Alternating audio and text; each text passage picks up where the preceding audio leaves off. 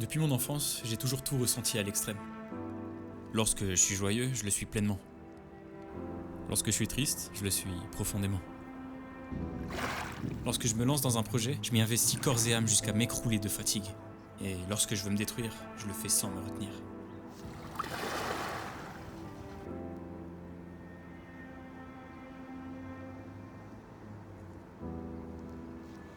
Au moment où j'ai découvert cette substance, je venais d'avoir 17 ans. C'était pile durant la période où je prenais conscience de ma sensibilité exacerbée et où je me posais énormément de questions quant au sens de mon existence. Pourquoi suis-je en vie? Pourquoi ai-je plus de difficultés que les autres à l'école? Pourquoi suis-je timide? Pourquoi suis-je plus sensible que la moyenne? Pourquoi est-elle partie si vite?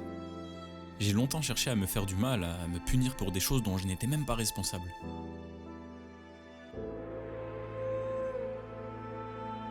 Au début, c'était festif, les vendredis soirs, les samedis soirs avec mes potes. Puis au fil des années, j'ai totalement perdu le contrôle. J'avais besoin de plus, j'avais besoin de m'isoler pour consommer. C'était une sorte de moment à moi, qu'avec moi. Sauf que je ne voulais même pas en entendre parler, du vrai moi.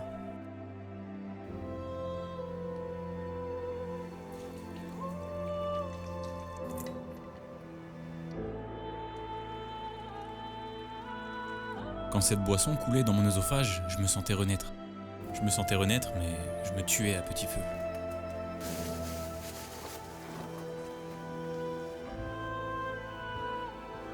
Je me rappelle de ce désir qui m'animait avant chaque soirée, boire jusqu'à l'euphorie totale, puis rentrer, m'endormir et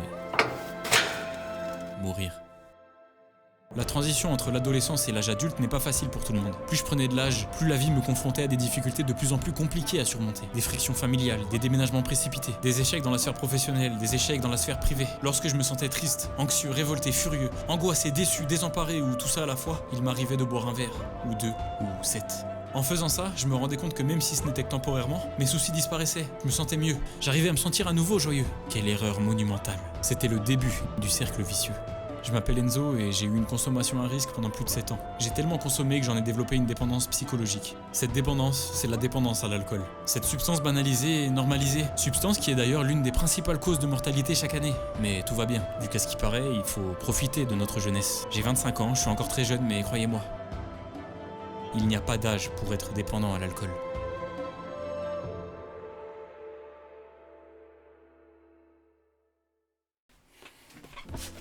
Bonjour YouTube, c'est Gotenzo. Aujourd'hui on se retrouve pour une nouvelle vidéo. Pour ceux qui me connaissent pas, donc comme j'ai dit moi c'est Gotenzo, ça fait un bon bout de temps maintenant que je fais des vidéos sur YouTube. Et aujourd'hui je vous en ai préparé une sur l'alcool. Le but de cette vidéo c'est pas de faire la morale, c'est pas d'être moralisateur, au contraire tu vois, c'est juste de parler de mon expérience, de ce qui m'est arrivé pendant 7 ans et demi, 8 ans, donc de 2014 à 2022. Et de sceller mon problème à tout jamais dans une vidéo, un peu comme je l'ai fait quand je me suis fait percuter par une voiture, quand j'ai eu le Covid, etc. Alors, pour commencer, je me suis présenté, je m'appelle Gotenzo. Enfin, c'est pas mon prénom, calme-toi, c'est mon pseudo sur internet. Je fais des vidéos depuis un bon bout de temps maintenant, plusieurs années. J'ai 25 ans et j'ai commencé à boire de l'alcool en 2014, donc je venais d'avoir 17 ans. Je commence à sortir avec des amis, dans les bars, en boîte, etc. Bref, ma rencontre avec l'alcool, elle se produit en 2014. Je découvre donc les effets un peu anesthésiants, la convivialité des tournées, et surtout, le ressenti évasion du quotidien qu'il y a avec l'alcool. Sur le moment, c'est cool de ressentir que le temps s'arrête, de pas penser au lendemain, à la semaine prochaine, au mois prochain, etc. Faut savoir qu'en 2014, je vis des événements familiaux assez traumatisants, beaucoup de changements, une séparation, un déménagement dans la précipitation. Donc on peut dire que je découvre l'alcool au pire moment, tu vois, parce que dans mon quotidien ça va pas du tout. Et puis je découvre petit à petit qu'en buvant, je me sens bien. Et que sans alcool, je me sens pas hyper en forme non plus. Et crois-moi que si ton cerveau fait ce rapprochement-là, c'est que c'est mauvais signe en général. 2015, année relativement classique pour un étudiant. Je vais souvent en soirée, je bois, je vais en boîte, je rencontre des gens, etc. Durant cette année-là, j'ai pas le souvenir de mettre autant des trucs dans les années qui vont suivre. 2016, année aussi très classique d'un étudiant qui sort souvent. Soirée étudiante, voyage d'études,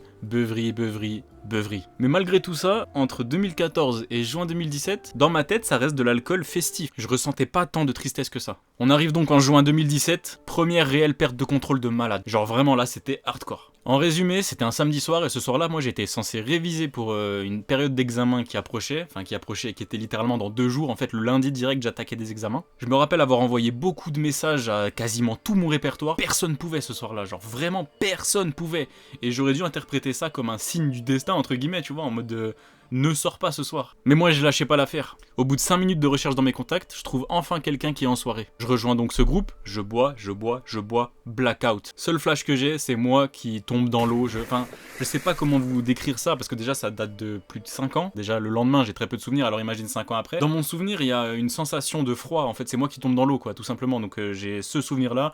À mon avis, j'ai semi-perdu connaissance je pense. Du coup je tombe dans l'eau et puis le fait d'être en contact avec l'eau froide, tac, ça me réveille. Sauf que c'était trop tard, je suis dans l'eau, des gens me ramassent. Je suis pas juste tombé dans l'eau, je me suis déglingué la cheville droite. Ça veut dire que pendant 3-4 mois en fait j'avais une entorse. Mais une entorse arrivait vraiment bêtement, avec l'alcool, avec un abus. Cette mauvaise expérience là, ça a vraiment créé un dégoût de moi-même, une honte extrême et une mauvaise estime de moi. C'est vraiment cette année là où ça a commencé à être crescendo, ce genre d'émotions négatives qui sont en fait cultivées, engendrées même par l'alcool finalement. Il suffit que t'abuses et que tu gères mal, tu fais des choses qui sont contraires à toi, c'est pas toi qui fais ça, tu vois, tu perds le contrôle littéralement de toi-même. Et du coup ça crée inévitablement de la honte, du dégoût de soi, parce qu'on te raconte quelque chose, ça te ressemble pas. Du coup dans ta tête, c'est vraiment, t'es confus, tu sais pas quoi penser de toi, tu commences à ne plus t'aimer. Avant de boire, moi je pensais que je m'aimais pas de base. Et en fait là ça fait 5-6 mois que je bois plus, je me rends compte avec le temps que c'est vraiment l'alcool qui cultivait ce mal-être et qui cultivait ce fait de ne pas m'aimer en fait. L'expression ajouter de l'huile sur le feu, littéralement le feu c'était mes émotions instables de l'adolescence et liées aux divers événements familiaux un peu traumatisants, ça c'était le feu. Et au lieu de canaliser ce feu en allant au sport, moi je rajoutais de l'huile sur le feu avec de l'alcool. Le fait de boire de l'alcool c'est banalisé,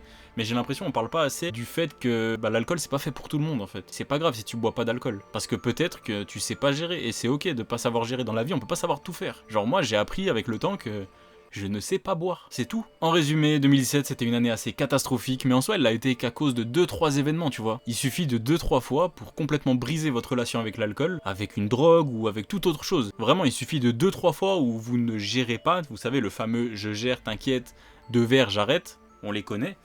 Menteur. Non c'est pas drôle, pardon. Mais je suis obligé, là c'est un sujet trop triste pour moi aujourd'hui. Du coup je suis obligé là de canaliser un peu les... T'as vu, je fais depuis tout à l'heure, je fais des phrases sombres et tout, je souris pas, machin. Non, je suis obligé. Tu sais quand les gens ils disent ouais sois toi-même tout ça, moi être moi-même c'est comme ça là. C'est maxi sourire tout le temps. Et d'ailleurs, on va faire un parallèle avec l'alcool. Le fait de boire, quand j'avais l'alcool joyeux, j'étais comme ça là, mais encore plus. Ça veut dire que je m'aimais encore plus. Sauf que moi, comme je sais pas gérer l'alcool, je me disais ok là j'ai bu 3 verres, je suis maxi heureux. Si je vais en boire 4, 5, 6, je vais être encore plus heureux. Sauf que moi, innocemment, je les bois, c'est 4, 5, 6 verres de plus. Mais vas-y, ça pardonne pas. Le verre de trop, frérot. Du coup, voilà, en résumé, 2017, année catastrophique. C'est d'ailleurs en fin 2017 que j'ai commencé à boire quelques fois seul dans ma chambre. Je l'ai pas fait très régulièrement, mais j'ai le souvenir de l'avoir fait quelques fois. Donc c'est fin 2017, je pense, que j'ai commencé à connaître le plaisir de boire de l'alcool seul. Et je dis plaisir parce que je vais y venir, mais j'aimais bien boire tout seul. 2018, année assez calme comparée à celle d'avant, même très calme si on la compare à 2017. Je continue de sortir, de boire, de sortir avec mes potes, on va dans des bars. Bref, j'ai pas de souvenirs très marquants de cette année-là en rapport avec l'alcool. Peut-être un ou deux, quand j'allais voir mes 2 amis avec qui je sortais tout le temps. Avant d'aller prendre le tram, je me rappelle, je prenais une bouteille de coca, je la remplissais je mettais ça de Jack au fond, et je remplissais le reste avec du coca. Et je buvais ça pendant tout le trajet du tram, et en arrivant au point de rendez-vous, je me souviens que je commençais à être déjà sous alcool, donc à être dans cet état que j'aimais bien, cet état où je suis entre guillemets apaisé, où j'ai fait taire toutes mes angoisses de la journée, de la semaine, du mois, de ma vie. Je buvais déjà seul, dans le tram, en allant en soirée. Je sais même pas vraiment pourquoi je faisais ça, hein. C'était juste pour être le plus tôt possible sous alcool, pour faire taire le plus tôt possible mes angoisses. 2019, année plutôt positive. En fait, entre fin 2018 et juin 2019, je crois, je me suis remis à fond dans le sport. J'ai même perdu du poids, je buvais beaucoup moins. Je crois d'ailleurs en fait que je buvais même plus, j'avais fait une petite pause, mais une pause naturelle, je l'avais même pas conscientisé. Je m'étais pas dit dans ma tête, ok là, faut faire une pause d'alcool, machin. Non, c'était naturel, je me suis remis au sport, j'ai perdu du poids, je mangeais bien, des salades, tout ça. Et je crois que ça a duré genre de février-mars jusqu'à juin-juillet 2019. Mai 2019 d'ailleurs, c'est la première fois que je filme un concert sur scène, c'était quand j'ai filmé Fianso. J'avais filmé Kelargo aussi en même temps. Fin 2019, je filme le Solid Army Show, il y avait plein de gens, il y avait Lucenzo, il y avait le frère à Jamel Debbouze, etc. Bref, par contre, fin 2019, j'étais à nouveau dans l'alcool, je m'étais remis, je crois, septembre, octobre, un truc comme ça. Là d'ailleurs, petite anecdote, durant mon séjour pour le Solid Army Show, j'avais passé 4-5 jours, je crois, dans un Airbnb à Arnouville. Je me rappelle que je n'avais pas de wifi, et à l'époque, moi, sur mon téléphone, j'avais pas d'abonnement illimité à l'étranger, en Europe et tout ça, tu vois. Du coup, je me sens seul, je me sens loin de chez moi, parce que je suis à Arnouville, j'habite en Suisse, je viens de Lyon, bref, je suis un peu un mec déraciné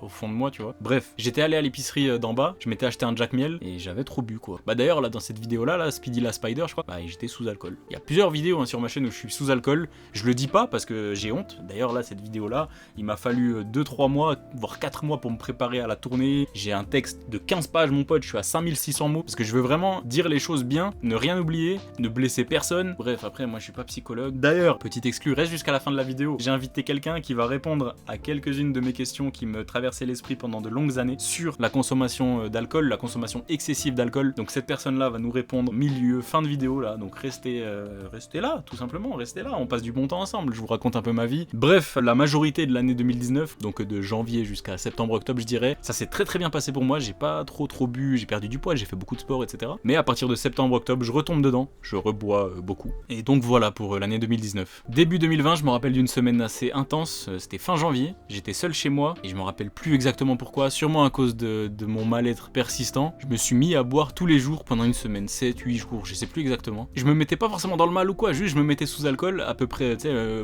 pompette, tu sais, genre éméché, tout ça là. Le moment où t'es un peu bien au début. Voilà, donc pendant 7-8 jours, pendant une semaine non-stop, tout seul chez moi, j'allais m'acheter mes trucs à l'épicerie, je revenais là, je buvais, et puis voilà. C'était ici d'ailleurs là. Cool, hein. Non, c'est pas cool, ta gueule. Qu'est-ce que tu racontes, frère? C'est un ouf, lui. Après vient le confinement, quelques événements traumatisants dans ma vie aussi. Je me remets à boire. Et puis aussi, avec l'ennui du confinement, durant les week-ends, je me mets à boire tous les week-ends, tout seul, dans ma chambre. Beaucoup plus que les 2 années précédentes. Et petit à petit, je me mets même à boire en semaine. J'ai des souvenirs que je bois, et c'est un mardi à 14h, un jeudi après-midi, un dimanche après-midi. Je me rappelle une fois, j'ai vomi, c'était en pleine semaine, 17h, je vomis. Dehors, bref. Donc je dirais qu'avril, mai, juin 2020, je commençais vraiment à avoir une consommation très problématique pour moi. Mais heureusement, première grande prise de conscience en juillet 2020, je me dis ça y est, là il faut que je fasse soit une pause, soit il faut que j'arrête de boire. Je suis parti plutôt sur la pause, je me suis dit bon, c'est peut-être que passager, t'as juste à diminuer ta conso, fais une pause. Cette fois-ci, comparé à 2019 là, ou 2018, fin 2018, 2019 et tout, c'est conscient. Je prends vraiment moi-même la décision consciemment, arrête l'alcool, arrête de boire là, un petit moment, ça va te faire du bien. Du coup c'est ce que je fais, 1er août 2020, la dernière fois où je bois de l'alcool, jusqu'en décembre 2020, jusqu'au 31 décembre 2020 pour être plus précis, ce qui équivaut environ à 5 mois sans alcool. Donc durant ces 5 mois d'ailleurs, je me remets au sport, je me sens beaucoup plus épanoui dans ma vie en général, et là du coup je me dis, ah tiens, premier indice sur ce qui me pourrissait la vie jusqu'à aujourd'hui. On arrive au 31 décembre 2020, nouvel an, tu connais, moi j'ai un passé de fêtard, de mec qui boit beaucoup, tout ça. Donc là j'ai eu la très bonne idée de stopper mon abstinence et de me dire, allez, je me sers un petit verre. Quoi, c'est pas une bonne idée. En plus, je crois que ce nouvel an, je l'ai fait vraiment, j'étais tout seul. Donc on était vraiment sur un enchaînement. Nouvel an, seul à la maison, alcool. On est sur un enchaînement très moyen de décisions prises là. Hein. Je me dis donc, allez, 1 ou 2 verres et j'arrête. Ouais, c'est 1 ou 2 verres se sont vite transformés en 5, 6, 7, 8, 10 verres. D'ailleurs, ça a littéralement annoncé comment j'allais négocier les virages de 2021. Du coup, 2021, après avoir annulé mes 5 derniers mois d'abstinence, je me remets à boire, seul avec mes potes dans les bars, on sort, bref, je m'y remets. Je me rappelle d'ailleurs d'un événement qui m'a encore une fois marqué psychologiquement pendant très longtemps. C'était fin janvier 2021. Vous avez des vidéos sur ces événements-là. Enfin, je vous les cachais parce que, encore une fois, c'est quelque chose dont j'ai très honte et dont je ne parlais pas. C'était fin janvier 2021 pour un tournage d'un artiste suisse-allemand. C'était pendant un vendredi soir. Du coup, ils avaient ramené de l'alcool. Moi, je buvais avec eux du Jack. Je bois. Et j'ai fait une chose qui n'est pas à faire quand tu es en train de boire. C'est de mélanger plusieurs types d'alcool, à savoir du whisky, du Jägermeister, de la vodka. Tout ça, tu ne mélanges pas ensemble, d'accord? Sinon, ton corps va te dire « je t'emmerde ». Laisse-moi tranquille, il va te dire ton corps. Et moi, c'est ce qu'il m'a dit. J'ai mélangé Jack. Il y avait plus de Jack, du coup j'ai vu du Jäger, je me suis pris bois du Jäger. Les deux trucs là, Jack et Jäger, j'ai bu pur. Moi je coupais. Faut savoir qu'à partir de fin 2019, je coupais de moins en moins les alcools purs. Enfin les alcools purs, moi j'étais qu'au whisky. Du coup je coupais quasi plus mes whisky, à part quand j'avais la flemme de beaucoup boire, je me mettais du coca. Au lieu de... Ça c'est bizarre aussi d'ailleurs, là tu te dis qu'il y a un problème. J'avais la flemme de boire, j'y vais mettre du coca. Mais ne bois pas si t'as la... Du coup voilà, je bois beaucoup, j'ai fait des mélanges nuls dans mon foie. On arrive en fin de soirée, je vomis et je perds mon téléphone. Super ça. Je me réveille le lendemain, je me rappelle de quasi rien, tu connais, blackout. Je peux pas rester à Bâle, j'ai plus de téléphone. Ma mère elle va s'inquiéter, mes parents vont s'inquiéter si je leur envoie pas de message pendant 2 jours. Tu sais, moi je suis un mec, moi tous les jours j'écris à ma mère et à mon père, tu vois. Du coup j'écourte mon week-end, je décide de partir de l'hôtel. Du coup voilà, 2021, je continue sur la même lancée, je bois seul avec mes potes, j'enchaîne des soirées, bref. Même chanson. Vraiment entre 2020 et 2021, il m'arrive quelque chose de pas bien. Je commence à kiffer boire seul. Limite, je préfère boire tout seul que sortir et boire avec des gens. C'est là qu'on commence à se dire que ouais, il y a un problème, c'est pas normal. Bref, fin 2021, c'est de pire en pire, je bois quasi que tout seul. En gros, je bois plus souvent seul qu'avec mes potes. Carrément, pour vous prouver le degré de tristesse, je me rappelle que le 24 décembre 2021, je me suis mis une gigarasse, j'ai vomi de fou. Après, j'étais en famille, tu vois, on était 3-4 max, mais quand même pas ouf, parce que j'ai privilégié l'alcool, alors que c'était Noël. Là, on est sur une belle décadence quand même. Après, on arrive le 31 décembre 2021, donc 6-7 jours après Noël, nouvel an, tu connais la chanson, giga patate dans le crâne à coup de whisky. Cette fois-ci, j'ai pas vomi, j'étais pas déglingué, tout ça, mais j'étais sous alcool, mais ça faisait... Là, ça y est, ça faisait trop régulièrement que je consommais de l'alcool, moi j'étais juste épuisé physiquement, mentalement, et j'étais exténué, vraiment. Je ressentais une fatigue extrême, sûrement à cause de mes consommations régulières, qui déglinguaient mes cycles de sommeil, donc je me reposais très peu, et du coup j'étais dans un cercle vicieux, un engrenage comme ça, j'étais perdu, et du coup, ouais, je me tuais à petit feu. D'ailleurs, comme par hasard, le 4 janvier 2022, j'attrape le Covid, enfin je suis testé positif au Covid-19. C'est prouvé qu'en consommant beaucoup d'alcool, qu'en dormant peu et tout, on affaiblit notre système immunitaire. Du coup, j'ai dû choper le Covid dans les transports en commun, tout simplement, dans le train. Donc voilà, on est le 4 janvier 2022, je commence très très bien l'année 2022. J'ai le Covid-19, moi il faut savoir c'était un Covid assez costaud, genre fièvre pendant 4-5 jours d'affilée, je suis resté au lit pendant plus de 10 jours. Du coup, voilà, je commence très bien l'année 2022, Covid-19, super. Le bon point, c'est que pendant le Covid, je peux pas boire, ça sert à rien, c'est bizarre, fais pas ça. On arrive à fin janvier 2022, je suis guéri, je m'y remets. Je me remets à boire tout seul. D'ailleurs, la fois où j'ai bu le plus tôt en ces 8 ans de consommation, 7 ans et demi, 8 ans de consommation, c'est fin janvier 2022, là, à midi et demi. 28 février 2022, il m'arrive une dinguerie, un truc qui m'est jamais arrivé de toute ma vie. Je me fais percuter par une voiture en traversant un passage péton alors que j'étais à la fin du passage péton. Bref, je vais pas te spoil. J'ai fait une vidéo sur cet épisode de ma vie. Tu peux aller la voir si ça t'intéresse. Et là, le 19 mars 2022, je reçois un SMS de mon père. La veille, il est allé aux urgences et il me dit que là, il est hospitalisé pendant une durée indéterminée. Descente aux enfers pour moi, c'en était trop. C'est bon, moi j'en peux plus. Je vrille pendant toute la durée d'hospitalisation de mon père pour calmer mes angoisses, pour calmer mon mal-être, pour calmer mes peurs, tout ça. Je me mets à boire tous les jours. J'abuse pas forcément, tu vois. Juste je bois au fur et à mesure, c'est beaucoup. Tu vois, sur 2 semaines, 10 jours, 2 semaines, je sais pas, je me rappelle plus. J'avais plus la notion du temps, je me rappelle pas. Mon seul objectif de chaque jour, c'était que mon père déjà aille mieux et sorte vite. Et de 2, c'était de calmer mes angoisses. J'avais besoin de... Je me sentais pas bien sobre. J'étais trop angoissé, j'avais trop peur de tout. Pour mon père, pour plein de choses dans ma vie en général. J'aurais pu aller à la salle tous les jours, comme je le fais maintenant, 5-6 fois par semaine, là, pour me calmer, pour me canaliser, tout ça. La seule option que j'ai trouvée, c'était l'alcool. Ça, sur le moment, ça m'aidait à mieux gérer. Et puis surtout, c'était mieux et plus gérable sous alcool. C'est ce que je croyais du moins. J'ai souvenir d'ailleurs que quand je sors de l'hôpital, en fait, je reçois le SMS, c'était 11h du mat, je réfléchis pas, je m'habille, je prends le premier bus, premier train, je vais à l'hôpital direct, je lui rends visite, machin. Je le vois dans le lit d'hôpital et tout. Je vrille pas tout de suite. Je suis triste, mais tu sais, devant ton père, devant ton père ou devant peu importe la personne, un proche, essaye de pas montrer ton inquiétude tout de suite en tout cas. Enfin, moi je le perçois comme ça, c'est peut-être pas bien parce que t'intériorises peut-être trop après. Mais au moins, quand tu fais ça, tu lui montres que t'es solide. Et ça rassure la personne en face qui est déjà dans le mal. Tu vas pas commencer à te mettre à pleurer devant la personne alors que la personne est déjà dans le mal. T'as plusieurs types de messages d'inquiétude. Faut faire attention à ton degré d'inquiétude et à comment tu le montres. Ça peut être très dangereux si tu rajoutes du stress à la personne qui est déjà méga stressée parce qu'il est pas dans son état normal. Tu vois ce que je veux dire? Essaye de garder la face devant ce genre d'événement. Après ça, c'est mon expérience qui parle. Moi, depuis que je suis petit, j'ai vu mes parents et des membres de ma famille dans des lits d'hôpital déjà très jeunes. J'ai été déjà confronté à ces ambiances de mort, tu vois, ces ambiances mortelles, tristes, déjà très très jeunes. Du coup, peut-être c'est mon expérience qui parle en mode j'ai appris à gérer ça parce que moi je suis fils unique. Tu veux que je parle à qui? À part à ma mère, à mon père, et si je suis mon père est à l'hôpital et si je suis pas avec ma mère, enfin bref, tu vois ce que je veux dire? Au bout d'un moment, tu te crées ta carapace, tu discutes avec toi-même, t'essayes de prendre soin de toi-même, et du coup là où je veux en venir, c'est devant mon père, je gardais la face, tu vois, je le prenais sur moi. Le moment où j'ai vrillé, c'est vraiment quand je suis sorti de l'hôpital, je suis allé prendre le bus, je suis arrivé à la gare, j'étais dans un mal-être puissance 1000, j'arrivais plus à gérer presque. Premier réflexe que j'ai eu, je suis allé au supermarché à côté de la gare, je suis allé me prendre 2 canettes. C'est les canettes que j'ai descendues le plus rapidement de toute ma vie, vraiment. Je me rappelle qu'après ces 2 canettes, je me sentais si apaisé. Je dirais pas que j'avais oublié, mais genre je m'étais calmé en fait. De la mauvaise façon, mais je m'étais quand même canalisé parce qu'après, quand j'ai eu la redescente, quand les effets de l'alcool ont disparu tout simplement, j'ai recommencé à me sentir mal, tu vois. Et ça après, c'est la boucle. C'est comme ça. Après, j'ai commencé mon alcool quotidien pendant les 2 semaines là que mon père était hospitalisé, tu vois. Du coup, voilà, c'était ma petite descente aux enfers. J'étais tout seul ici, avec un parent à l'hôpital. Voilà, bref, il est sorti de l'hôpital, avril, tout va bien, machin, il va mieux, beaucoup mieux, tout ça. Je me suis occupé de lui et tout va bien. On arrive ensuite au au 10 avril 2022, midi et demi, 20h, je consomme de l'alcool, mais c'est la dernière fois que je consomme de l'alcool. Avec du recul, mon cas n'était, comparé à plein d'autres cas, pas si grave que ça, mais si je continuais comme ça sur 1, 2, 3, 4, 5 ans, c'est sûr que j'aurais fini par avoir de gros problèmes avec l'alcool, tu vois, des maladies du foie, l'œsophage et tout, les dents peut-être. Selon moi, dans la vie, on a des moments comme ça où on a des virages à prendre, des décisions à prendre, des mauvaises habitudes à éradiquer de notre vie. Là, en l'occurrence, comme mon année 2022 était partie, hein, j'aurais pu choisir de me laisser aller, de continuer à me laisser aller dans l'alcool, parce que j'aurais pu tout simplement abandonner. Je me suis dit, bah ça y est, j'ai eu le Covid, je me suis fait éclater par une voiture. J'aurais pu me laisser aller à ça. J'ai choisi de ne pas le faire, parce que j'ai pas envie de foirer ma vie, parce que j'ai envie de faire honneur à mes parents, qui ont sacrifié beaucoup de choses pour moi. Frère, mes parents, ils sont trop forts, mais vraiment, genre, c'est des guerriers les deux. Puis surtout, j'en avais marre, hein, parce que mentalement, frère, j'étais fatigué, moi.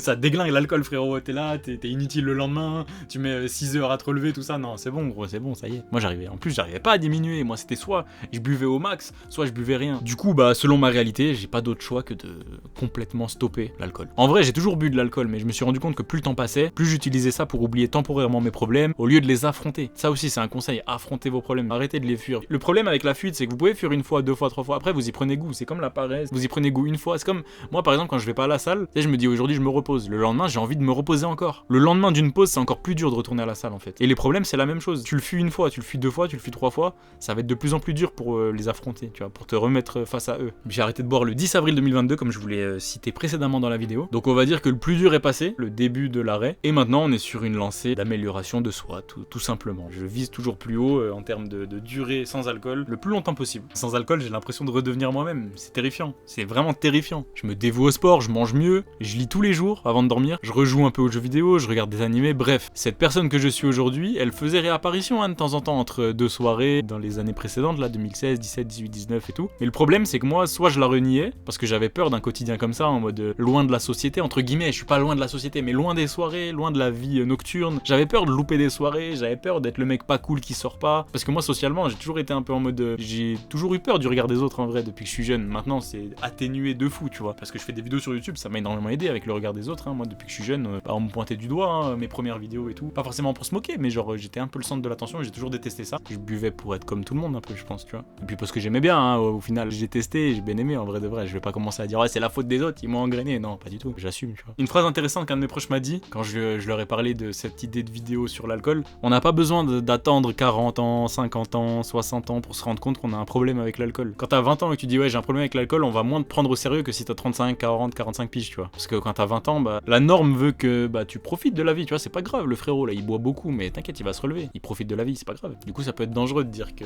profite de la vie, j'aime pas cette phrase, c'est une dinguerie. Profite, t'es jeune. Ça, c'est horrible, j'aime pas, je déteste. Bref, je me rends compte aussi que bah, sans alcool, je dramatise moins, j'angoisse peut-être un petit peu moins. Et surtout, en étant sobre, t'as plus de contrôle sur toi et sur tes émotions. Le fait de boire de l'alcool, ça te fragilise émotionnellement. Et puis, bah, ça amplifie tous tes ressentis. Enfin, tous mes ressentis. Depuis tout à l'heure, je dis, ouais, les. En vrai, tout ce que je viens de te dire là, c'est moi, ça c'est que moi, vraiment. Tu prends ton voisin, peut-être, tu lui donnes de l'alcool, c'est des effets totalement différents des miens là. En tout cas, chez moi, c'est ça, c'est l'alcool amplifie tout. Donc, si je suis triste, je serai triste fois 1000. C'est tout. Parlons maintenant de la solitude. Ouais, parce que bah, maintenant, c'est vrai que je me sens quand même très seul, à force d'esquiver les grosses fêtes en ville, les braderies, les fêtes des vendanges, etc. Mais pour être honnête, je préfère me sentir seul et en bonne santé, plutôt que seul et être esclave de l'alcool. Attention, je dis pas que ceux qui sortent et boivent et se mettent la max et tout, que bah, ils sont esclaves de l'alcool. Je dis juste que moi, malgré le fait que je sortais, avec mes potes et tout, je me sentais tout aussi seul en fait. Parce que j'étais complètement déconnecté de moi-même. C'était pas vraiment moi de boire de l'alcool et de me montrer en soirée, tu vois, par l'effort, tout ça, c'est pas moi en vrai. Tu vois, moi je suis un mec introverti de fou, j'aime bien être dans mon coin, être solitaire, dans ma chambre, ça me dérange pas, tu vois. Et du coup, bah je préfère me sentir seul et en bonne santé plutôt qu'être seul et me tuer à petit feu avec l'alcool parce que je sais pas gérer, tout simplement.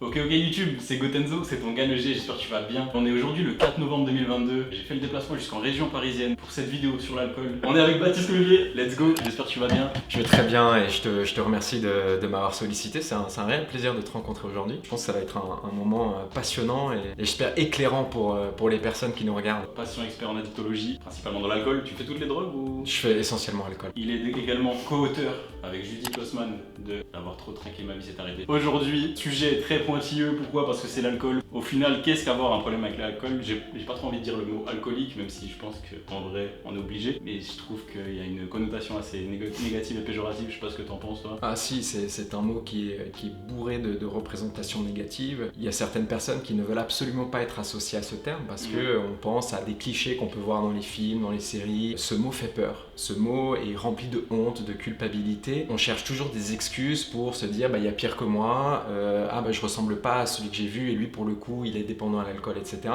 Donc en fait aujourd'hui on essaye de dire une personne souffrant d'addiction. Toi t'es à 7 ans. 7 ans d'abstinence. Moi je suis qu'à 6 mois. Salut. Non mais félicitations. Je suis le petit frère. 6 mois c'est énorme, j'ai des souvenirs de mes 6 premiers mois. Je commençais un peu à peine à sortir un peu de l'addiction, de redécouvrir en fait le monde sans alcool. J'ai dit que je sortais de l'addiction, en fait on n'en sort pas. Vraiment ça c'est quelque chose, c'est un message fondateur à dire, c'est que au bout de 7 ans, je suis encore en reconstruction. À partir du moment où je me sens supérieur à l'alcool, si je commence à oublier le pourquoi j'ai décidé d'arrêter, le doute va commencer à s'immiscer et l'alcool gagne toujours contre moi. Si j'ouvre la porte à l'alcool, c'est fini, c'est game over quoi.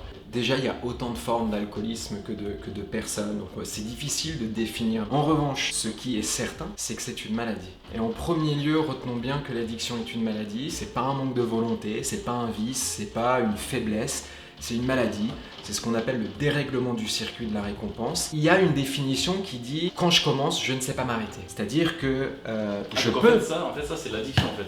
Parce que moi l'addiction c'est quand je commence, je ne sais pas m'arrêter. Okay. Et souvent les gens me disent mais on est alcoolique que quand on boit tous les jours, quand on a besoin de sa flash de whisky dès le matin pour supprimer les tremblements. C'est pas que ça. Et il y a une zone grise de personnes qui ont une relation malsaine avec l'alcool, qui utilisent l'alcool comme d'une béquille dans certains contextes, ou qui ne conçoivent une soirée uniquement sous alcool. Et quand on a besoin de cette béquille pour affronter cette situation, ou pour anesthésier une émotion, je suis dépendant de l'alcool pour fonctionner. Je pense que la question fondamentale n'est pas du tout est-ce que je suis dépendant ou non, est-ce que je suis alcoolique ou non. La question c'est est-ce que l'alcool a des impacts négatifs dans ma vie. Ok, je vois que ça t'empêche de faire des choses, de rêver, de ce genre de choses. C'est ça. Si j'ai des passions oubliées, si j'ai des problèmes familiaux, des problèmes avec ma meuf ou mon gars, mes études, mon boulot, on a l'impression, et moi j'ai utilisé l'alcool pour me sentir libre, pour me sentir exister. Je voulais être quelqu'un dans l'alcool, je pensais être quelqu'un dans l'alcool, mais je suis devenu une épave et je suis surtout devenu le pantin de la toute-puissance alcool. Donc c'est une hérésie vraiment de croire que l'alcool donne du talent. L'alcool ne donne aucun talent. On a des trésors au fond de nous, on a peut-être peur de les exprimer, on a peut-être des angoisses, on a peut-être des émotions indésirables. Et l'alcool, on pense, nous aide à dépasser tout ça. Mais en fait, ce que ça fait, l'alcool, c'est que ça vient aggraver le problème de base. Et donc on a besoin d'un peu plus d'alcool pour atteindre le même état et on tombe dans des cercles vicieux. Y a-t-il un âge pour avoir des problèmes d'alcool ? Tu sais, j'ai longtemps réfuté cette idée quand mes proches, mon entourage, ma famille me disaient écoute, t'as un problème avec l'alcool. Je leur disais écoutez les gars, je crois que vous comprenez pas, notre génération on boit certainement un peu plus que vous, mais je fais que la fête. Vraiment ? Je disais ça à mes parents, ils me disaient mais je trouve qu'il y a un peu trop d'alcool à tes soirées. Et je leur disais, mais en fait, vous pouvez pas me comprendre, vous saviez pas faire la fête. Ah ouais, t'as cette phrase, c'est vrai ça. Je pensais être fan de la fête, mais si je prends un peu de recul aujourd'hui, est-ce que mes soirées étaient festives ? Si je me souviens de seulement 5% de ma soirée, il y a absolument rien de festif. Ça, c'est une fausse croyance de l'alcool. Quand on pense que l'alcool, c'est quelque chose qui vient nous désinhiber, qui vient créer de la convivialité, en fait, ça a l'effet tout inverse. En tout cas, pour moi, ma relation avec l'alcool, c'était juste une exclusion. Je m'exclus de moi-même, je m'exclus des autres, et je deviens un zombie. Tu dis un truc intéressant, c'est genre tu t'exclus de toi-même. Est-ce que c'était pas finalement notre objectif ? Moi, typiquement, c'était ça. Dans le livre, à des moments, tu dis que tu te rends compte que tu ressens tout fois 1000, tu comprends pas pourquoi t'arrives pas à faire certaines choses autant bien que les autres. T'as cette conscience de tes émotions un peu exacerbées. Moi, typiquement, dans mon cas, j'arrivais pas à faire face à ça et je remarquais qu'avec l'alcool, ça anesthésiait à sa manière tout ça, quoi. Tu soulignes un point qui est fondamental, c'est que moi, en tant qu'homme, je refusais mon hypersensibilité. Je niais mes sentiments, mes émotions. L'alcool me permettait d'anesthésier toutes mes émotions que je voulais pas vivre en fait. Donc mon hypersensibilité a été une personnalité à risque en fait. Pour moi, mon hypersensibilité explique pas tout, mais notamment pourquoi j'ai cherché l'alcool et les effets positifs au début que l'alcool m'apportait, mais pour supprimer tout ça. Sauf que en fait, c'est me nier, c'est m'anesthésier, c'est ne plus exister. Et comme tu le dis si bien, l'alcool au bout d'un moment m'a permis de... C'était pour moi le liquide salvateur pour ne pas exister, pour être ailleurs, pour fuir. Pas être dans ce monde parce que je n'ai pas ma place dans ce monde, je me sens agressé par ce monde. Où est ma place? Je sais pas où est ma place, j'ai mal à l'intérieur de moi et l'alcool c'est ma fuite quoi. Je vais juste répondre à ta question, on n'a pas encore répondu définitivement. Ouais, y a-t-il un âge pour avoir des problèmes avec l'alcool? Oui, c'est ça la question. La réponse c'est que l'addiction ne discrimine absolument personne. C'est pas parce qu'on a 15 ans qu'on n'est pas sujet à l'addiction. Si on sort de l'alcool mais qu'on prend l'addiction aux jeux vidéo, aux jeux d'argent, tu mets un portable dans les mains d'un enfant de 10 ans, potentiellement il peut être dépendant. Enfin, il n'y a pas d'âge. C'est comment conscientiser notre relation au produit. Pourquoi est-ce que j'ai ce portable dans les mains? Pourquoi est-ce que j'ai ce verre d'alcool entre les mains? Est-ce que je recherche quelque chose grâce à l'alcool? Et si c'est une raison malsaine, eh bien à partir de là, on peut commencer à parler de comportement à risque. Pas forcément d'addiction, mais ça commence par là. Il y a des signes avant-coureurs dans tous les cas. Bien sûr. Moi, ce que je dis, c'est que l'addiction, ce n'est pas que boire tout seul en cachette. Au début, l'addiction, ce sont des mauvaises habitudes de groupe. Moi, j'ai commencé à boire comme tout le monde dans la rue avec des potes, avant d'aller en soirée, faire mes before, etc. Je voyais rien de mal à faire ça. Mais j'avais une personnalité très sensible et dès ma première gorgée, cette sensation des effets que tu as peut-être dû connaître aussi, mais... sublime. Pardon, non, pas bien. Non, mais on a le droit de dire que c'était sublime. Vrai. On a le droit de dire que c'était sublime. C'est juste qu'au bout d'un moment, dans la balance positif-négatif, quand il y a de plus en plus de négatifs, là, il faut commencer à se poser des questions. Je pense qu'il y a aussi un fond qui est très très propre, c'est que je ne m'aimais pas. Je n'aimais pas la personne que je voyais dans la classe le matin quand j'étais sobre et je pensais que l'alcool allait m'apporter quelque chose d'assez grandiose. C'est très riche ce qu'on se dit, mais au lieu de chercher de combler son vide grâce à une substance ou un comportement, je trouve ça plus essentiel d'oser se regarder en face avec honnêteté pour regarder ses vulnérabilités, pour oser accepter ses angoisses, ses peurs et c'est ainsi accompagné en thérapie quelle qu'elle soit, mais qu'on peut se reconstruire. Plutôt que de fuir dans l'alcool et de penser que ça va réparer, l'alcool va nous réparer, en fait ça fait que accentuer le mal-être quoi. Parce que l'alcool est un dépresseur. C'est pas quelque chose qui détend, c'est pas quelque chose qui fait plaisir, etc. L'alcool est un dépresseur, ce qui veut dire que ça amplifie le mal-être. Ça vient nourrir les angoisses. Donc ces 10 minutes de plaisir qu'on ressent quand on boit un verre, finalement, sur le long terme, ça vient accentuer le mal-être qu'on essayait de cacher grâce à l'alcool. D'où envie de plus, chaque fois un peu plus pour sortir un peu plus la tête de l'eau, mais on tombe dans des engrenages, des rouages, mais complètement autodestructeurs. Je ferai pas 10 minutes. Je suis en forme aujourd'hui. Ouais, c'est bien. Mais c'est Enzo, franchement Enzo il me met super à l'aise et tout, je suis ravi de le découvrir. Merci infiniment, merci. Quelle est la meilleure façon d'arrêter sa consommation d'alcool? Est-ce que c'est d'un coup, est-ce que c'est progressif? Est-ce qu'il faut forcément demander de l'aide ou pas? C'est une bonne question, il n'y a pas quelle est la bonne façon, il n'y a pas de bonne façon, il n'y a pas, c'est quelle est la bonne façon pour toi. C'est vrai que l'abstinence m'offre cette chance de me découvrir, de vraiment entrer en connexion avec moi et d'essayer d'affronter mes peurs, mes angoisses autrement qu'avec l'alcool. Je trouve que c'est ainsi qu'on peut enfin développer de la résilience face aux épreuves, etc. Si on arrête de fuir, si on se confronte aux choses, en toute honnêteté, ça c'est la plus grande forme de courage que je connaisse. Mais c'est ainsi qu'on peut un peu cicatriser ou créer de la résilience. Juste pour rebondir sur ta question, il y a peut-être 1000 façons de réussir à s'en sortir. Moi, la seule chose que je peux dire, c'est que jamais j'aurais pu m'en sortir seul. Au bout d'un moment, j'ai dû mettre un peu mon orgueil de côté, de faire preuve d'un peu plus d'humilité et de dire en fait, Baptiste, mais tu sais pas te contrôler. Et donc, j'ai accepté de l'aide. Et je suis allé aux Alcooliques Anonymes. Je me suis fait accompagner thérapeutiquement avec des addictologues, avec des psychiatres, des psychologues. Qu'est-ce que la solitude est destructrice dans l'addiction? On se sent incompris. Moi, je me sentais si seul. Rencontrer des gens qui partageaient le même mal-être ou qui partageaient aussi les mêmes lueurs d'espoir, ça m'a permis de m'identifier et de me dire, mais en fait Baptiste, toi qui te sentais comme le mouton noir de ton cercle social, le mec différent sans savoir pourquoi, eh bien en fait il y a des milliers d'autres personnes qui ressentent de la même façon que toi. Et ça c'est un tel soulagement, un tel coup de boost. Donc j'associe ça à un travail thérapeutique parce que moi j'ai eu besoin de comprendre, les raisons. Pourquoi est-ce que j'étais allé dans l'alcool? Pourquoi j'avais recherché ça? Et donc j'ai associé les deux. Et ensuite l'écriture m'a sauvé la vie. Je suis sensible à l'écriture, mais d'écrire pour trouver le mot juste, le mot qui va venir calquer l'émotion. L'émotion va venir être traduite par un mot qui signifie exactement ça. Ça m'a permis de m'approprier mon histoire, d'être davantage en paix avec mon passé. Et aujourd'hui, mes souffrances, en fait, sont transformées en outils pour les autres. C'est ça mon métier d'aujourd'hui, c'est que j'accompagne des personnes qui souffrent d'addiction. J'essaie d'en parler sur les réseaux, sur Insta, d'être une lueur d'espoir et de semer des petites graines pour essayer d'éclairer les personnes dont l'âme est encore dans l'obscurité. Waouh! Let's go! En fait, l'écriture pour moi, ça a été une façon aussi de me reconnecter à moi-même.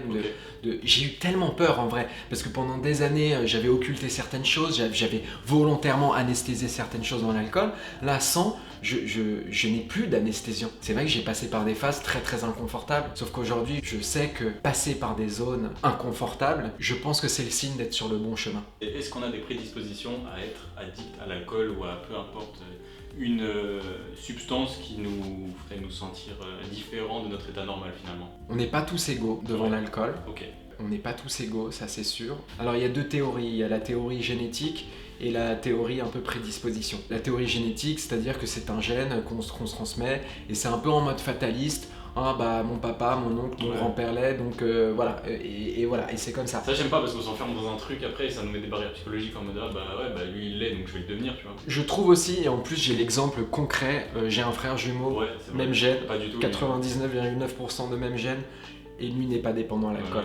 Donc je ne peux pas être d'accord avec cette histoire de génétique. En revanche, l'addiction, c'est la somme de 3 facteurs de risque. La vulnérabilité individuelle, l'environnemental et la rencontre avec un produit. Il faut l'addition de ces 3 facteurs. Par exemple, moi, ma vulnérabilité individuelle, c'est que je suis quelqu'un de très très anxieux et un hypersensible. L'environnement aussi, dans quel contexte est-ce que je grandis, social, culturel, voilà, ça joue aussi. Et la rencontre avec un produit. Parce que moi, j'ai rencontré l'alcool sur mon chemin, j'ai tout de suite été attiré par ce produit. Mais quelqu'un qui ne rencontre jamais l'alcool, il va pas devenir dépendant de l'alcool, il va peut-être devenir... En fait, il faut absolument la rencontre. C'est pas forcément parce qu'on est hypersensible ou anxieux qu'on sera forcément dépendant à quelque chose, ça n'a rien à voir. Ce sont des facteurs de risque, mais ça ne définit pas notre dépendance ou non. Mon abstinence m'offre cette chance, ce cadeau tous les jours d'accepter qui je suis. Je ne pourrai jamais entrer en connexion avec moi dans l'alcool, et donc au bout de 7 ans d'abstinence, je commence à ne plus avoir honte de mon hypersensibilité, de mieux connaître mon anxiété, de savoir identifier ce qui me met en danger ou non, parce que ces émotions-là, l'angoisse, la colère, le ressentiment, la peur, tout ça, ce sont des émotions qui me donnent envie de boire. Donc j'essaye en fait de me connaître pour ne plus me mettre dans ces situations-là. Et bon, ça veut pas dire que j'éradique la peur ou l'angoisse, c'est en moi. Mon profil est comme ça.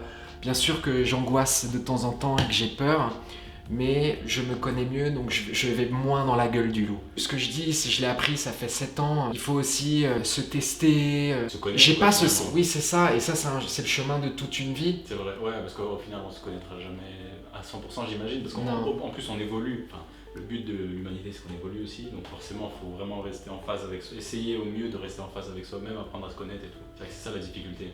Et tu soulignes un point fondamental qui peut te servir, alors je l'ai peut-être déjà dit, mais à partir du moment où on se repose sur ses lauriers, à partir du moment où l'on estime avoir tout compris, c'est derrière moi, c'est dans mon passé, ça c'est une autre chose, je veux plus en entendre parler, c'est un danger parce qu'on finit par oublier. L'orgueil en fait, c'est quelque chose qui m'a pourri la vie dans mon addiction. L'orgueil, c'est se croire supérieur à l'alcool alors que c'est l'inverse. Ouais, c'est l'inverse totalement. Allez, 7 fois je vais y arriver, allez, 7 fois je vais arriver à me contrôler. Mais en fait, mec, je n'ai pas de contrôle. Je vais jamais réussir à contrôler. Dès que je prends ma première gorgée, c'est fini. Donc ça, c'est orgueilleux de croire que cette fois-ci, je vais arriver à me contrôler. Je veux te dire un truc. On dit souvent, l'alcool nous permet d'être nous-mêmes. Si ça, c'était vrai, si cette affirmation était vraie, la culpabilité et les regrets du lendemain n'existeraient pas. C'est fondamental, c'est fondamental de dire oui, il a enfin dit ce qu'il pensait parce qu'il était alcoolisé, ou il est enfin lui-même, etc.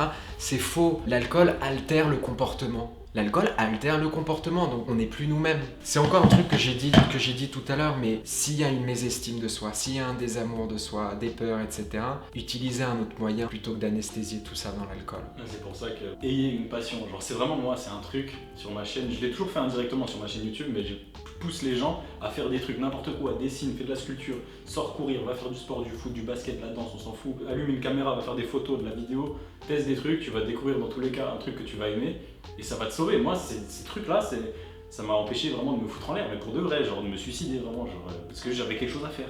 Et ça me donnait un sens à ma vie aussi, ça me donnait une identité autre que le mec qui fait grave la fête et qui boit de fou et tout, tu vois. Et bref. Non mais merci, C'est merci mon coup pour de ce gueule, message. désolé. Non mais merci pour ce message parce qu'il est encore une fois puissant et si juste parce que ça vient aussi d'une inadaptabilité à la société. Moi j'avais ça et donc trouver sa place, c'est avoir une passion. Dans ce contexte-là, que je fasse du sport, de la cuisine, ce que tu as dit, j'ai ma place. Et je peux être moi-même dans ce cadre-là. Et ça, c'est apaisant pour notre âme. Trouvez quelque chose, occupez votre esprit. Mais c'est vrai que la solution facile, ça serait peut-être de prendre des drogues ou de l'alcool. Mais la solution facile, c'est quelque chose qui peut aussi beaucoup vous détruire. Est-ce que des gens comme nous, je sais pas dans quelle case nous mettre, hein, mais t'as compris ce que je veux dire, est-ce que des gens comme nous peuvent apprendre à boire? C'est un choix personnel, encore une fois. C'est surtout l'acceptation qu'il y a des gens qui savent se contrôler et d'autres qui ne savent pas se contrôler. Et moi, je fais partie de cette deuxième catégorie. C'est l'acceptation de ça et d'essayer de faire autrement. J'ai essayé de me contrôler, j'y suis pas arrivé. Aujourd'hui, c'est un choix pour moi tous les jours d'évacuer l'alcool de ma vie, de ne pas prendre ce verre. Je pense que la question, est-ce qu'un jour je pourrais boire, c'est qu'on n'est pas encore suffisamment à l'aise avec cette idée du Déjà, plus jamais. Si on se pose la question, c'est que c'est pas bon. Mais oui, mais plus jamais, en fait, ne vous posez pas cette question-là. Moi, je me la pose pas. Je me dis jamais, je boirai plus jamais de ma vie. En revanche, je me recentre sur un temps où je sais me faire confiance. Ça peut être 5 minutes par 5 minutes, ça peut être heure par heure ou jour par jour. Mais aujourd'hui, moi je sais, au bout de 7 ans, je sais ne pas boire aujourd'hui. Et je concentre toute mon énergie sur aujourd'hui. On s'en fout de ce qui va se passer demain. Si je veux vivre demain et si je veux avoir l'esprit clair demain et faire de bons choix, c'est aujourd'hui que je dois pas boire. Donc je me focalise là-dessus. Cette question, est-ce que je reboirai un jour, je me la pose pas. Okay. Vu que j'ai toujours été timide, moi j'ai commencé à 16 ans, sortir 17 ans. Avant, c'est ce que je faisais mes soirées, je restais devant l'ordi, je jouais aux jeux vidéo avec mes potes et tout. J'aimais trop ça parce que j'ai un caractère casanier de base, tu vois. Et c'est ça en fait qui vient nous perdre. Tu dis un truc tellement juste, c'est qu'on essaye d'être quelqu'un d'autre dans l'alcool parce qu'on s'aime pas. Moi je suis introverti, je suis pudique, je suis timide. L'alcool me permettait d'être un autre que j'aimais et qui avait de la reconnaissance, qui avait de l'amour, mais en fait je n'acceptais pas les traits de personnalité propres. Et aujourd'hui, je suis à l'aise, je suis introverti, je vois quelqu'un, ensuite j'ai besoin de faire une sieste, de recharger mes batteries. Putain de ouf aussi. J'ai plus besoin de mettre des masques et c'est hyper apaisant au bout d'un moment, au bout de quelques mois de reconstruction, c'est hyper apaisant d'être soi-même. C'est vrai. Ça demande du travail, vraiment, et c'est pour ça que j'insiste sur le fait d'être accompagné, etc. Mais c'est possible, en tout cas, d'être heureux en étant timide, en étant introverti, en étant hypersensible. C'est aussi se créer un environnement où il n'y a pas moins de choses qui nous agressent. C'est vrai. S'entourer de personnes qui ne vont pas nous juger parce qu'on est introverti ou parce qu'on est timide. Les gens qui t'aiment resteront, qui que tu sois. Hein. C'est vrai. Il faut être conscient des risques. Ouais, voilà, c'est ça, c'est juste ça. L'alcool tue et comme c'est légal, on l'associe à la fête, à la convivialité, à toutes ces choses-là. Mais pour certaines personnes, c'est autre chose, c'est de la souffrance. Ça conduit à la mort. Donc faites gaffe, faites vraiment attention. Moi, je suis hypersensible à la souffrance des autres, toi aussi sûrement, parce que l'ayant vécu, on n'a qu'une seule envie, c'est de partager, de transmettre, d'aider, d'éclairer. C'est pas du tout d'être des militants, on n'a pas envie d'être des militants, de dire oui on est anti, pas du tout. C'est soyons conscients des risques, soyons des exemples sur c'est possible d'être bien, de vivre heureux sans alcool. Ouais, clairement. Mais il a tout dit, là, c'est parfait pour la conclusion. Merci infiniment d'avoir accepté mon invitation, vraiment, je sais pas quoi te dire d'autre, à part merci, vraiment. Avec grand plaisir. Ça m'a aidé déjà moi dans un premier temps, et puis j'espère que ça aidera tout un chacun. Merci infiniment, vraiment. Avec grand plaisir. Et merci, t'es un très très chouette gars, et je trouve que de parler cœur à cœur, ça fait beaucoup de bien quand on fait tomber les masques, quand on est soi-même, putain, bah c'est apaisant. Ça fait du bien, ouais, c'est vrai. C'est fini ? Ouais, je pense qu'on peut arrêter là. Ok, du coup, pour conclure cette vidéo, je tiens vraiment à préciser, je suis pas dans une démarche en mode je vous dis quoi faire, comment profiter, comment boire, quoi boire, qui voir, quoi faire. Non, vraiment pas. Je voulais juste aborder ce sujet qui est selon moi un peu tabou pour certaines personnes. Peut-être pas pour tout le monde. Pour moi, en tout cas, il était relativement tabou. Comme je vous l'ai dit dans la vidéo, ça m'est déjà arrivé de très bien gérer mes soirées, mais ça me demandait énormément d'énergie parce que le fait de dire stop à un ultime verre, c'était très dur pour moi. J'arrivais pas à me mettre de limite, tout simplement. C'est quelque chose que je ne savais pas faire. Et selon moi, dans la vie, on peut pas tout savoir faire. On peut pas être bon partout. Voilà, être fort, c'est savoir reconnaître ses faiblesses. C'est pas mal cette phrase, elle est bien. Je l'ai écrit, mais elle est plus tard normalement. J'aimerais aussi vous rendre attentif sur le fait que de temps en temps, n'hésitez pas à effectuer un travail d'introspection pour voir où vous en êtes, que ce soit dans la vie en général, mais principalement dans vos consommations d'alcool, de drogue, peu importe, dans vos consommations globales, même de malbouffe. Faites un travail d'introspection. Est-ce que vous êtes heureux avec votre consommation actuelle? Moi, ce que je souligne dans cette vidéo et ce que je pointe du doigt, c'est vraiment les excès. Et ça, c'est valable pour l'alcool, c'est valable pour tout, la malbouffe, la drogue, le sport, hein, d'ailleurs, le surentraînement, ça existe. Gardez un contrôle sur votre vie. C'est vraiment ça le noyau de cette vidéo, en final. Hein. C'est moi, j'ai perdu le contrôle. Je suis devenu l'esclave de l'alcool. Je m'y suis pris au bon moment. Comme je vous l'ai dit dans la vie, il y a des moments, selon moi, comme ça, qui nous sont offerts, entre guillemets, qu'on ne doit pas laisser passer. Parce que c'est vraiment des moments qui feront la différence sur notre avenir. Parce que vous aurez pris cette décision de changer les choses chez vous. Tu vois, avant de changer le monde, balaye devant ta porte déjà. C'est pas ça l'expression, mais avant de changer le monde, change-toi toi-même ce qui va pas déjà, tu vois. Là, je vais dire un truc assez triste. C'est pas grave. De toute façon, toute la vidéo, elle est un peu triste. Sauf la démarche en elle-même qui est plutôt cool. Hein, j'ai envie d'aider les gens finalement. Pendant ma longue période de consommation, très tôt, limite mon seul rêve, j'étais tellement triste, tellement mal que limite mon seul rêve c'était de boire, avoir l'alcool joyeux, tout ça, faire ma soirée et tout, rentrer, m'endormir et ne jamais me réveiller. C'était ça, je voulais vraiment pouvoir recommencer une autre vie, m'endormir un peu ivre, un peu joyeux et ne plus jamais me réveiller. Voilà, c'était l'un de mes seuls rêves au tout début. Aujourd'hui, je suis fier de pouvoir vous dire que j'ai d'autres rêves. C'est cool. Je rêve d'autres choses quand même maintenant, c'est cool. Voilà, là je me sens un peu plus apaisé, je l'ai dit, j'ai mis des mots dessus oralement, j'ai jamais fait ça. C'était mon seul rêve pendant longtemps. Je voulais m'endormir, ne plus jamais me réveiller. Voilà. C'est une méthode de dire que je voulais me foutre en l'air, oui, je voulais me suicider quoi. J'ai toujours eu peur de me faire mal et de me rater parce que c'est chiant, t'imagines, tu te rates et tu dois vivre en étant handicapé et c'est toi qui as provoqué ce handicap, du coup t'es encore plus malheureux, non, ça vaut pas le coup. Donc s'il vous plaît, ne vous suicidez pas, ne faites pas de tentative de suicide, je vous en supplie. Même si vous y pensez, s'il vous plaît, genre ne vous suicidez pas, ne passez pas à l'acte, pensez à ce que vous aimez faire. Si vous n'aimez rien, c'est pas grave, vous allez trouver, faites-moi confiance. Allez au sport, allez-y machinalement. En fait c'est ça le secret, pour aller au sport déjà, faut y aller machinalement, faut pas réfléchir, t'as pas envie, vas-y, c'est pas, on s'en fout, y a pas d'envie. Ça existe pas l'envie, c'est la motivation, c'est passager. Juste va au sport, ça va t'aider de fou. Déjà rien que le sport, ça va t'aider parce que tu vas améliorer ta silhouette, tu vas te sentir mieux.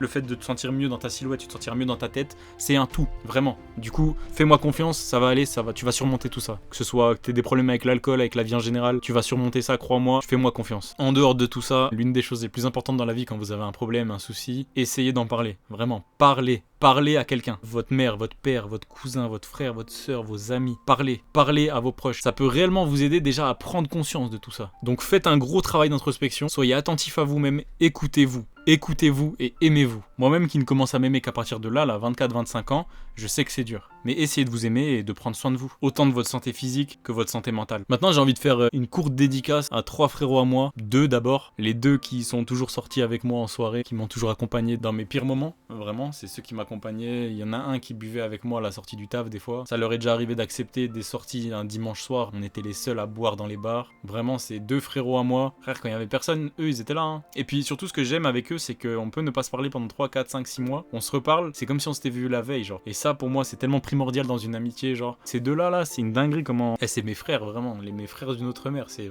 incroyable. Puis il y en a un troisième aussi. Je sortais pas vraiment avec lui en soirée, mais ça lui est arrivé plusieurs fois de me ramasser, justement, en fin de soirée. Pas de me ramasser par terre, hein, mais... Bon, presque, mais... C'est pas drôle. Il me ramenait, genre des fois, typiquement la fois où je suis tombé dans l'eau, là où je me suis déglingué la cheville, c'est lui qui m'a ramené chez moi, tu vois. Je l'ai croisé dans la ville en pleine soirée comme ça, juste après. C'était quelqu'un qui me tenait parce que je boitais de fou à cause de ma cheville. Et bref, c'est lui qui m'a ramené. Il m'a ramené plusieurs fois d'autres soirées où j'étais pas forcément en train de tituber et déglinguer, mais j'étais un peu sous alcool et tout. Et puis bref, il me ramenait et puis il était là pour moi, pour m'écouter. Je tenais à remercier ces 3 personnes-là pour avoir été là quand j'allais pas bien, tout simplement. Quand j'étais pas au top de ma vie. Donc c'est important les amis. Même s'ils se comptent sur les doigts d'une seule main, c'est déjà hyper précieux. Bref, ça me fait bizarre là, je vais devoir clôturer la vidéo. Cette vidéo là, j'y pense depuis juin-juillet. J'ai arrêté l'alcool en avril, comme je vous l'ai dit, le 10 avril 2022. J'ai commencé à avoir l'idée d'en faire une vidéo de tout ça, je pense juin-juillet. Parce que je me suis dit que ça va encore plus m'aider à arrêter l'alcool sur du très long terme. Comme ça, moi ça me met une sorte de pression sociale. Genre là je vais me dire ouais mais là t'as travaillé énormément sur une vidéo sur l'alcool pour sensibiliser les gens et tout. Faut pas que je me remette à boire, tu vois. Imagine là, bon allez, j'ai fini la vidéo pour fêter ça, champagne. Le gars va se foutre une gigarasse juste après. Non, c'est pas cohérent. Franchement, je suis tellement fier de mon élocution et des différents termes que j'ai employés au cours de cette vidéo. Parce que vraiment, je plaçais énormément d'espoir dans ce tournage-là. Je suis désolé s'il y a des vestes, machin, si c'est pas parfait. Là, pour moi, c'est parfait. Pourquoi ? Parce que je me suis lancé encore après ce tournage. J'ai encore d'autres tournages en rapport avec cette vidéo. Parce que je dois faire l'intro, je dois faire la fameuse interview que vous avez vue, je dois faire la voix off de l'intro, je dois faire le montage surtout, je dois trouver les bonnes musiques. Bref. Bref, le plus gros reste à venir, mais pour moi le plus gros c'était aujourd'hui. Parce que durant ce tournage facecam là ici, je devais me livrer sur une grande partie de ma vie qui m'a attristé, que j'ai mal vécu. Et du coup j'ai enfin pu sceller tout ça dans cette vidéo là. Comme ça moi, ça va m'enlever un énorme poids mental. Je vais pouvoir enfin enterrer entre guillemets ce problème que j'ai eu. Merci à moi de pas avoir lâché, d'avoir cru en moi un minimum, en tout cas ce qu'il fallait pour ne pas lâcher. Franchement, si j'avais pas eu ça, je me serais construit tout autrement dans ma vie et j'aurais peut-être fait plus de bêtises, de conneries et tout. Donc merci à moi d'avoir continué les vidéos, c'est juste ça. Merci à moi-même. Et merci à vous de m'avoir regardé jusqu'à maintenant. Là, si ça se trouve, la vidéo, elle va durer trop longtemps. C'était nécessaire sur un sujet comme ça, comme l'alcool, qui m'a autant tapé pendant autant longtemps. Pour moi, j'ai fait mon taf là. J'espère que ça vous a aidé, j'espère que ça vous a fait sourire, malgré la tristesse du sujet, malgré mes anecdotes relativement tristes. J'ai quand même essayé de caler 2-3 jeux de mots, 2-3 blagues, parce que ça fait partie de moi, c'est mon essence un peu quand même, l'humour, tu vois. Je suis quand même comme ça de base, avant même l'alcool. J'ai toujours fait le pitre, j'ai envie de dire. Du coup voilà, j'espère que ma compagnie vous a fait chaud au cœur. Enfin, je sais pas comment clôturer. J'espère que ça vous a fait du bien cette vidéo. J'espère que ça vous a rassuré peut-être ceux qui sont dans l'alcool et qui n'arrivent pas à en sortir. Et puis voilà, franchement merci infiniment de m'avoir regardé jusqu'à maintenant. Je suis hyper fier de moi, sachez-le, juste j'avais besoin de le dire. C'est la première fois que je le dis dans une vidéo. C'est la première fois que je le dis oralement aussi, je pense. Mais je suis hyper fier de moi, hyper fier de ce tournage qui a duré littéralement presque 3 heures là. Du coup ouais, je suis fier de moi. Encore un grand merci de m'avoir regardé jusqu'à maintenant. N'hésitez pas à partager cette vidéo à des proches à qui vous n'arrivez pas à parler d'alcool. Montrez-leur cette vidéo. Peut-être ça va les réveiller entre guillemets. Ou peut-être ça va leur planter une graine dans leur cerveau en mode s'il te plaît, fais attention, réfléchis un peu plus à comment tu bois et tout. N'hésitez pas à partager cette vidéo à tous vos proches, à ceux qui en ont besoin, comme à ceux qui en ont pas besoin pour peut-être éveiller leur conscience. C'était Gotenzo. J'espère que cette vidéo vous aura aidé. J'espère que cette vidéo vous aura plu. Moi, elle m'aura été d'une grande aide cette vidéo, surtout pour mon avenir. Et puis voilà. Encore un grand merci d'être resté jusqu'à maintenant. Encore un grand merci d'avoir regardé cette vidéo. Et si vous me donnez de la force en likant, en commentant, en vous abonnant, en partageant, merci, mais 10 000 fois, 1 million de fois, merci, merci, merci. Moi, je vous donne rendez-vous dans la prochaine vidéo. Je ne sais pas encore quand, je ne sais pas encore sur quelle thématique. Dans tous les cas, ça sera du lourd. Faites-moi confiance. D'ici là, moi, je vous dis prenez soin de vous, portez-vous bien. À la prochaine. Ciao!